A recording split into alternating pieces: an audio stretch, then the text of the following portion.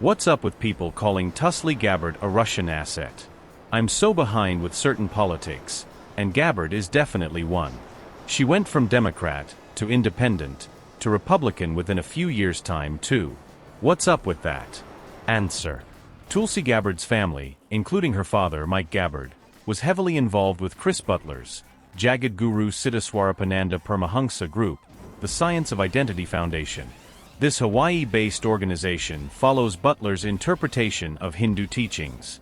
Critics describe SIF as a cult due to its strict hierarchical control, insularity, and Butler's perceived authoritarian leadership.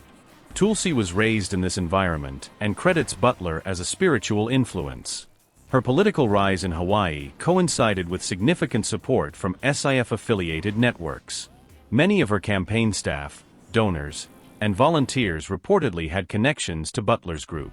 While Gabbard has distanced herself from the label of cult member, journalists and former SIF members have noted her deep association with Butler. In interviews, she has evaded questions about Butler and the extent of her ties to SIF. SIF and its affiliates have been described as secretive, often avoiding public acknowledgement of their activities or connections to Gabbard.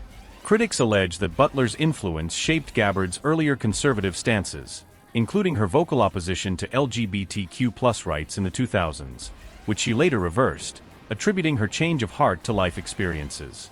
Tulsi Gabbard has been prominently featured and praised by Russian state-controlled media outlets such as RT, formerly Russia Today, and Sputnik.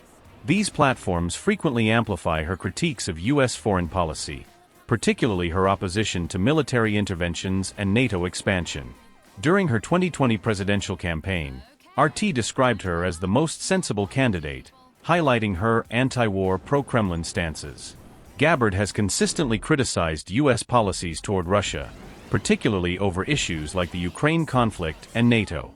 She opposed U.S. support for Ukraine after Russia's 2014 annexation of Crimea and has argued against U.S. military aid to Kyiv. Her calls to de-escalate tensions with Russia and prioritize diplomacy align with Kremlin messaging. Gabbard has participated in forums and given interviews with individuals and outlets accused of promoting pro-Russian narratives. In 2022, she falsely claimed that the U.S. was funding biological research facilities in Ukraine, echoing Russian disinformation about biological weapons labs. In 2019, Hillary Clinton implied that Gabbard was a potential Russian asset, suggesting that foreign actors might support her candidacy to sow division in U.S. politics.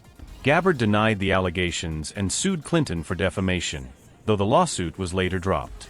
IMO, she failed to make much traction as a Democrat influencing Hawaiian politics in the business interests of her daddy's cult, so she is doing a right-wing grift run.